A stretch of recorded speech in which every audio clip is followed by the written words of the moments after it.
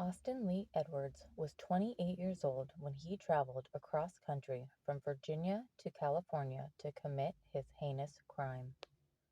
Edwards was a former Virginia state trooper whose career was short-lived.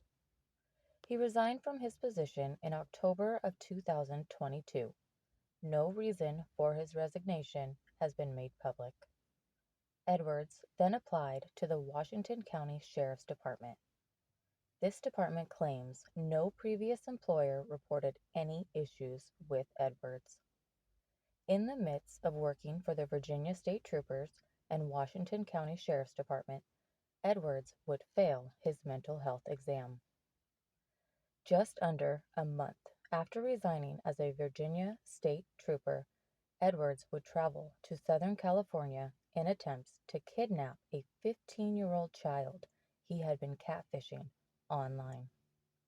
Edwards began communication with this juvenile when she was just 13 years old. Austin Edwards had lied about his identity and gained the trust of his victim. With this trust, he was able to obtain her location.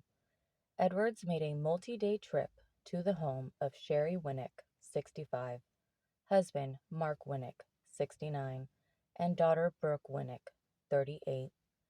Edwards arrived at the home located off Pierce Court in Riverside on November 25, 2022. A neighbor of the Winnick house alerted local authorities to a minor in distress. Authorities were also simultaneously receiving calls in regards to a structure fire. When authorities arrived, the Winnick home was engulfed in flames. Firefighters were able to put out the fire, allowing authorities to enter the residence. To their surprise, they located 3 adult individuals deceased within the home. It was later determined that all 3 individuals were gagged and bound and suffered gunshot wounds to their heads. Their deaths were ruled a homicide and the fire deemed intentional. Authorities question the neighbors and are given an eyewitness statement of a 15-year-old juvenile known to live at the Winnick house being forced into a red Kia Soul by an unknown man. Authorities put out a statewide bolo. The red Kia Soul was spotted traveling through San Bernardino County, a neighboring county. San Bernardino authorities tracked the Kia Soul to the ghost town of Kelso, an abandoned town deep in the Mojave National Preserve. When SWAT attempted to make contact with the Kia Soul, Edwards fled and he opened fire on authorities.